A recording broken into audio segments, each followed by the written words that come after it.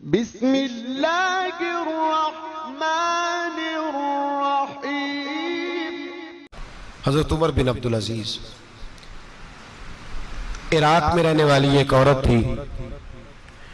اس عورت کا خامد فوت ہو گیا تو 5 بچیاں یتیم تھی۔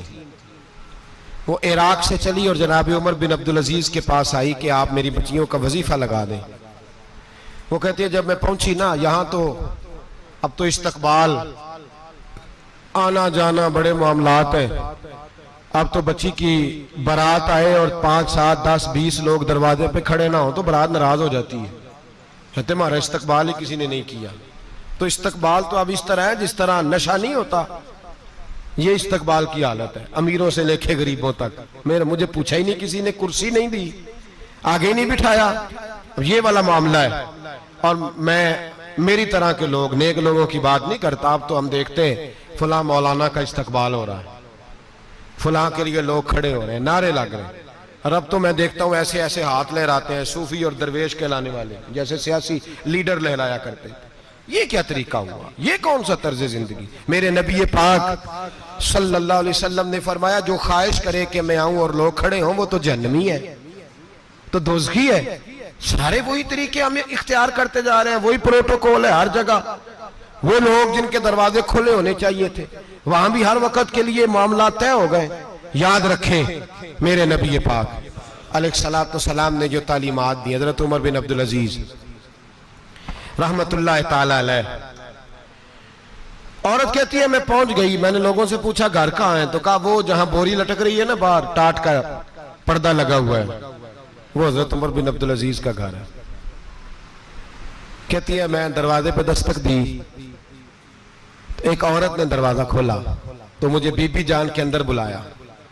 تو ان کے گھر کے اندر جب میں داخل ہوئی تو بڑا سارا سین تھا، ایک جانب کنواں لگا تھا، ایک طرف ایک بڑا درخت تھا، اور ایک چھوٹا سا بنائی ہوئی تھی جگہ برتن دھونے کے لیے، اور بی بی نا برتنوں کو مٹی لگا کے صابن لگا کے بیٹھی ہوئی تھی، کام کر رہی تھی وہ عورت۔ مجھے اس نے درخت کے نیچے بٹھایا، پانی پلایا۔ کیسے آئی ہو؟ میں نے کہا امیر المومنین سے ملنا ہے۔ کہنے لگی بیٹھو تھوڑی دیر میں آ جاتے۔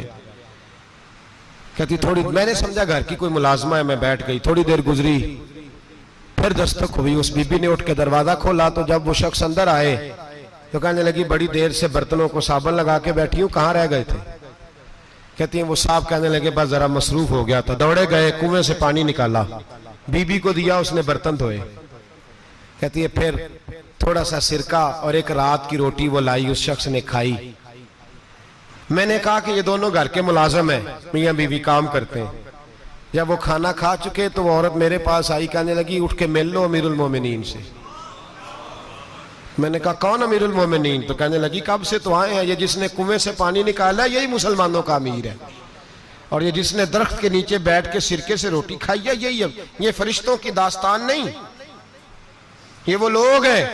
میں رات کو بھی کہہ رہا تھا ایک جگہ پہ کہ یہ لوگ جو ہے نا جن کا آپ روز شکوہ کرتے ہیں حکومتیں بڑی خراب ہیں، یہ کوئی نہیں خراب، بالکل خراب نہیں۔ جتنے سیاسی لیڈر ہیں سارے صحیح ہیں، خراب وہ لوگ ہیں جو انہیں ووٹ دے کے لیڈر بناتے ہیں، بالکل خراب نہیں۔ میں تو ان کے حق میں ہوتا جا رہا ہوں۔ ناراض ہو گئے نا آپ لوگ؟ اللہ کرے تسی ہو جاؤ تو اگلے الیکشن سے سیانے بھی ہو جاؤ، آمین تو کہہ دیں۔ میں نے کوئی مشورہ نہیں دینا اس لیے کہ میری نظر میں کوئی ایسا شخص نہیں جس کے لیے میں آپ سے کہہ سکوں کہ ووٹ دیں، اور ہم تو ایسی بات کریں تو کئی لوگ ناراض ہو کے چلے جاتے ہیں، لیکن کوئی پرواہ نہیں، اس لیے کہ یہ دین میرے نبی پاک کا دین صرف مسجد کا دین نہیں۔ انشاءاللہ آئندہ جمعہ نظریہ پاکستان بیان کروں گا اور بتاؤں گا کہ پاکستان کا مطلب کیا، لا الہ الا اللہ محمد رسول اللہ صلی اللہ علیہ وسلم۔ حضور کا جو قرآن نافذ ہوگا مسجد میں، وہ قرآن کچہری میں بھی نافذ ہوگا انشاءاللہ، اور وہ قرآن نافذ ہونے آیا ہے، اسمبلیوں میں وہی قرآن نافذ ہوگا انشاءاللہ، اور یہی چراغ جلے گا تو روشنی ہوگی۔ بیان کریں گے اور ڈٹ کے بیان کریں گے، آپ کو بتائیں گے۔ بات جو بات سمجھا رہا ہوں فی الوقت وہ سمجھے، مجرم وہ نہیں جو بڑا بن کے لوٹتا ہے، مجرم وہ ہے جو اس کو سپورٹ کرتا ہے، جس نے اسے بڑا بنایا ہے۔ یہ یاد رکھ لیں، ہماری کوئی بچت نہیں ہوگی، ہم سے پوچھا جائے گا، ہم سارے کچہری میں کھڑے ہوں گے، اللہ سوال کرے گا کہ تم بتاؤ تم ان کے مددگار کیوں بنے تھے، تم سپورٹ کیوں کرتے تھے، یہ پوچھا جائے گا اور ہم نے جواب دینا ہے۔ بہرحال عام دام برسر مطلب جناب عمر بن عبدالعزیز رحمت اللہ علیہ کے وہ بی بی گئی تو کہنے لگی کہ یہ امیر المومنین ہے. کہا وہ اٹھ کے حاضر ہوئی, کہا حضور میں عراق سے آئی ہوں, میرا خامند فوت ہو گیا, میری 5 بیٹیاں ہیں, وظیفہ لگا دے. وہ بی بی کہتی ہے میرا دل تھا کہ یتیم بچیوں کا 100 دینار سال کا لگا دیں گے تو بڑی بات ہے. کہتی ہیں جب میں ان کے پاس گئی تو حضرت عمر بن عبدالعزیز کو بتایا تو وہ رونے لگ گئے اور مجھ سے معافیاں مانگنے لگے. میں نے کہا حضور آپ کیوں معافی مانگتے ہیں؟ تو کہنے لگے اس لیے معافی مانگ رہا ہوں کہ تو میری رعایا میں تھی اور تیری 5 بچیاں یتیم تھی, تجھے خود چل کے آنا پڑا ہے. میرا کام تھا تیری خبر لیتا, معاف کر دے اللہ کی رضا کے لیے. انہوں نے وظیفہ لکھنا شروع کیا تو میری ایک بچی کا 1000 دینار سال کا لکھا. میں نے کہا اللہ تیرا شکر ہے. پھر دوسری بچی کا 1000 لکھا تو میں نے کہا اللہ تیرا شکر ہے. تیسری کا 1000, چوتھی میں نے کہا شکر ہے. جب چوتھی کا لکھا تو میں نے کہا اللہ آپ کا اقبال بلند کرے, اللہ آپ کو ہمیشہ اسی طرح پھلتا پھولتا رکھے.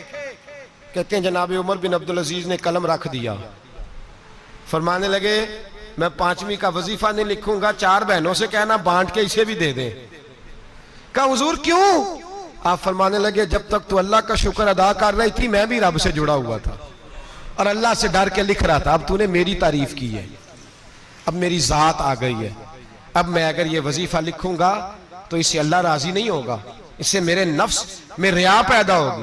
اب میں 5ویں کا نہیں لکھوں گا, جا اور جا کے عراق کے گورنر کو دے.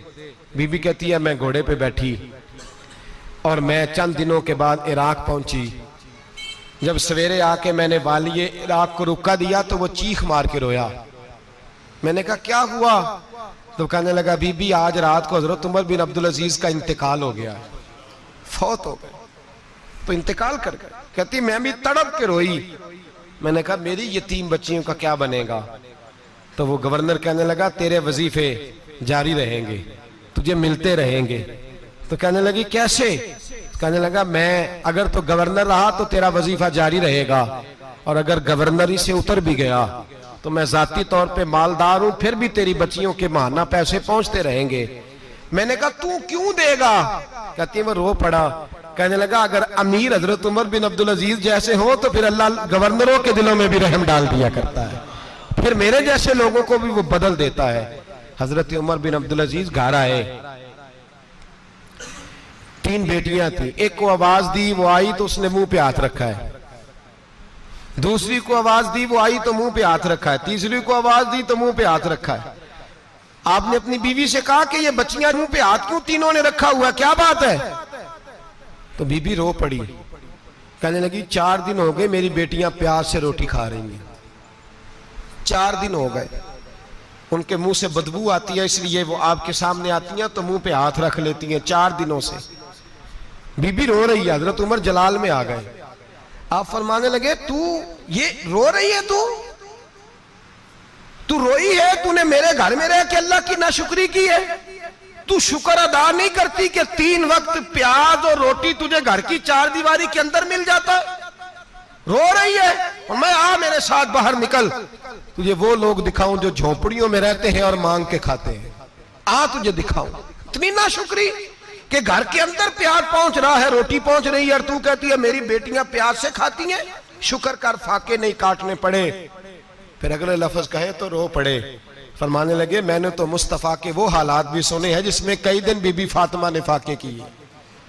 تو گھر کے اندر پیاز پہنچ رہا ہے, تو ابھی بھی سادگی, عاجزی اور قناعت نعمت تھی ان لوگوں کی. ہمارے ہاں روز شکوا ہے, کس بات کا؟ گاڑی کوئی نہیں. روز رونا ہے, کس بات کا؟ بنگلہ کوئی نہیں. روز رونا ہے, کس بات کا؟ بینک بیلنس کوئی نہیں. 10 جوڑے کیوں نہیں عید پہ آئے؟ اور یہ صرف عورتوں کا مسئلہ نہیں, ہمارے اندر بھی یہ بات بدرجہ اولا.